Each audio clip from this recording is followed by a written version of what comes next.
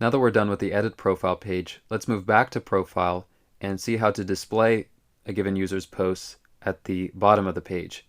So we're going to display the post count as well as the post underneath, and what we're going to be displaying them as is a list of posts. So we're not going to have this tile format, but instead we're going to be creating this enlarged post view, and this is going to consist of three parts. We're going to have a header up at the top with the post owner's information, their avatar, username, and the location of the post. Then the post image, and underneath that a footer.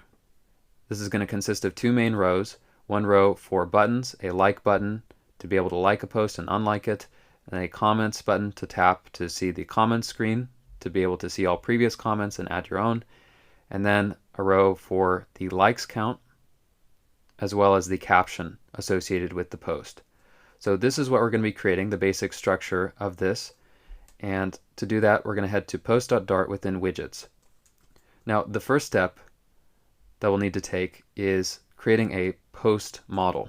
It's going to be very similar to our user model, where we declared all of the properties of it as variables and created a from document factory to deserialize our data and to create a user instance.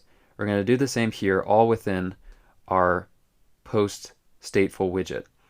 So we're going to create a post model here and pass down all of our data to post state to display those values. So we're kind of going to have a model and a widget all within one.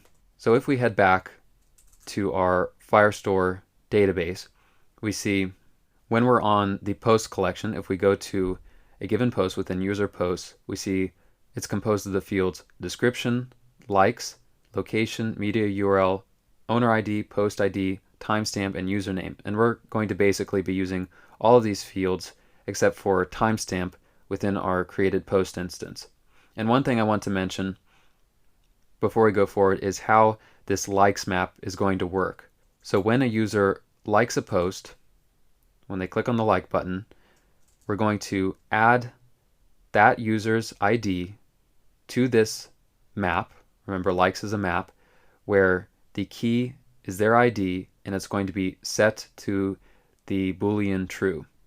If they unlike a post, if they tap it again after liking it, we're going to set this value to false. That's how we're going to keep track of the likes that a given post has accumulated. So now let's create our model within our post class, and these are basically all going to be declared as final variables of type string. So we can just copy this and say our first value will be post ID, and I'll paste this in 5 more times, or 6 more times. The second will be called owner ID, then username, location, description, media URL, and then likes. However, this will be a dynamic value. Then we'll pass all of these to our post constructor. And I'm just going to copy all this and we'll paste it in between a set of curly braces.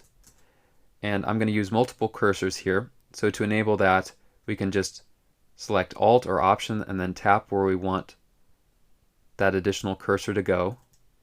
So we'll add a comma after each of these, and then we'll delete everything before and just say this dot. And now to provide instructions for creating a post instance from a document, we'll create another factory called post.fromDocument. So we'll have doc as the parameter. That'll be of type document snapshot.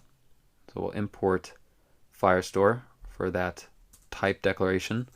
We'll return a post. And first of all, to get the post ID, that's going to come from doc, and since we're using a map here, we'll get it from the post ID key. So we'll copy this line and again paste in 6 more times. So for the next value, that will be owner ID, then username, location, description, media URL, and finally likes. And here's the benefit of including a model along with a widget, is that we can add methods to this before we pass the results to our state class to be displayed within our build function. So what do I mean by that? Well, we want to add an additional property here, and that is a like count.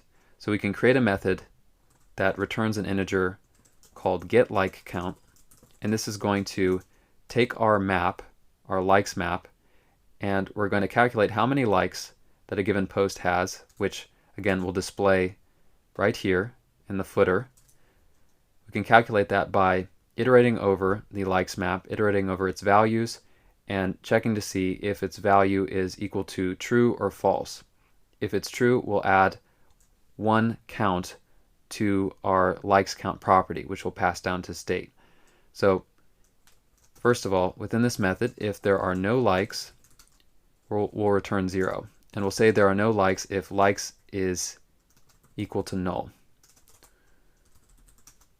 We'll return 0. Otherwise, we'll declare a count variable initialized to 0, and then we'll take likes.values. We can iterate over the values of this map with for each, and for each val or value, we can check to see if it's equal to true. So we could just say if val, or to be more explicit, we could say if val is equal to true, then we want to add 1 to this count variable. So count plus equals 1.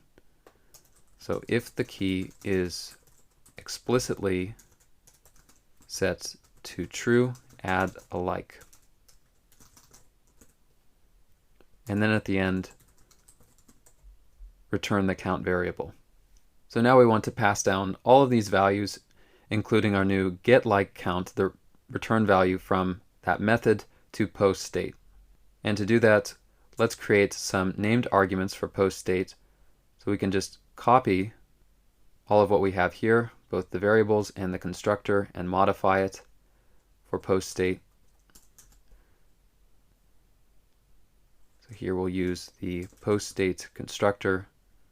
And since likes is going to be updated within our post, we can just set it to a map that's not final.